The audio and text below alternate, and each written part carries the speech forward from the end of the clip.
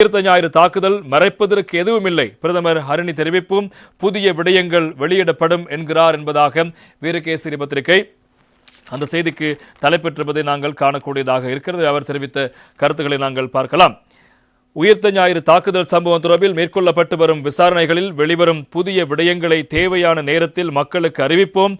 இதில் மறைப்பதற்கு தேசிய மக்கள் சக்திக்கு எதுவும் இல்லை என பிரதமரும் கல்வி உயர்கல்வி அமைச்சருமான கலாநிதி ஹரிணி அமரசூரிய தெரிவித்திருக்கின்றார். பார்லிமெண்டத்தில் நேற்று வெள்ளிக்கிழமை இடம்பெற்ற வாய்மூல விடைக்கான கேள்வி நேரத்தில் ஐக்கிய மக்கள் சக்தி உறுப்பினர் சமிந்த விஜயசிறி கேட்ட கேள்விக்கு பதிலளிக்கும் போதே பிரதமர் இந்த விடயங்களை தெரிவித்திருக்கின்றார்.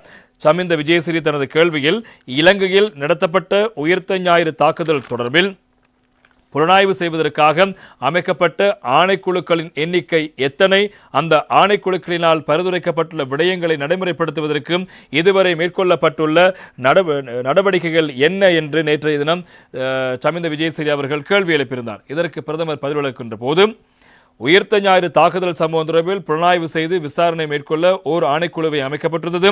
அந்த ஆணைக்குழுவில் உயர் நீதிமன்ற நீதியரசர் ஜனப்தி சில்வா, மேன்முறையீட்டு நீதிமன்ற நீதிபதி நிசங்க பந்துல கருணாரத்ன, மேன்முறையீட்டு நீதிமன்ற ஓய்வு பெற்ற நீதிபதி நிகால் சுனில் ராஜபக்ஷ, மேல் நீதிமன்ற ஓய்வு பெற்ற நீதிபதி அத்தப்பத்து லியனகே, ஓய்வு பெற்ற அமைச்சு செயலாளர் WNMR அதிகாரி ஆகியோர் அடங்குகிறார்கள்.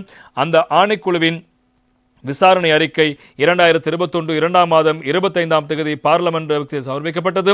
மேலும் விசாரணை ஆணைக்குழுவின் அறிக்கையின் பரிந்துரைகள் நடைமுறைப்படுத்துவது தொடர்பில் தற்போது சட்டமா அதிபர் திணைக்களத்துக்கு சமர்ப்பிக்கப்பட்டு அது தொடர்பில் ஆராயப்பட்டு வருகிறது.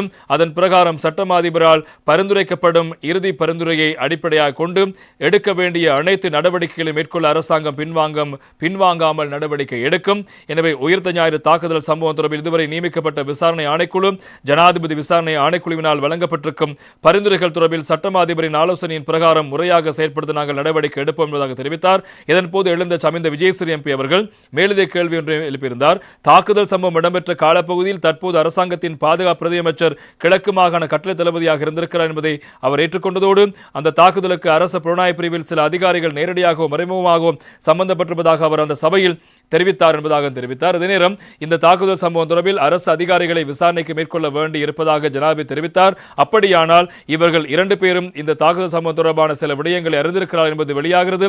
எனவே அதனால் இந்த விசாரணை அறிக்கையை பரிசோதிக்கும் போது வெளிப்படைத்தன்மையுடன் மேற்கொள்வதாக உறுதியளிக்க முடியுமா என்று கேள்வி எழுப்பினார்.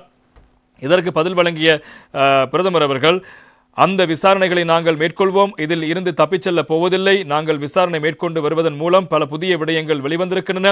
அந்த விடயங்களை பார்லிமென்ட்டுக்கு சமர்ப்பித்திருக்கின்றோம். ஆனால் தாக்குதல் சம்பவம் தொடர்பான விசாரணை அறிக்கையில் மறைப்பதற்கு தேசிய மக்கள் சக்தி அரசாங்கத்துக்கு எதுவும் இல்லை. நாங்கள் இந்த விசாரணைகளை சரியான முறையில் மேற்கொண்டு விசாரணைகளில் இருந்து வெளிவரும் விடயங்களை தேவையான நேரத்தில் மக்களுக்கு அறிவிப்போம் என்பதாக நேற்று தினம் பிரதமர் பார்லிமென்ட்டில் தெரிவித்த கருத்துக்களும் பிரதானமான செய்திகளாக இன்று தினம் பத்திரிகையில் இடம்பெடுத்திருப்பதை நாங்கள் காணக்கூடியதாக இருக்கிறது.